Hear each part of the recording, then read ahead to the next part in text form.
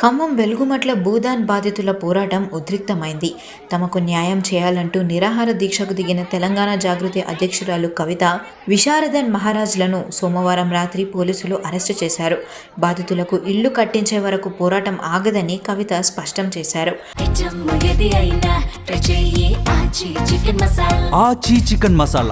అంబేద్కర్ భవన్ వద్ద దీక్ష చేస్తున్న కవితను భారీగా మోహరించిన పోలీసులు అదుపులోకి తీసుకున్నారు.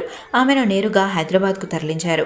రోడ్డుపై బైఠాయించి ట్రాఫిక్కు అంతరాయం కలిగించారనే కారణంతో కవితతో పాటు మరో 33 మందిపై ఖమ్మం పోలీసులు కేసులు నమోదు చేశారు.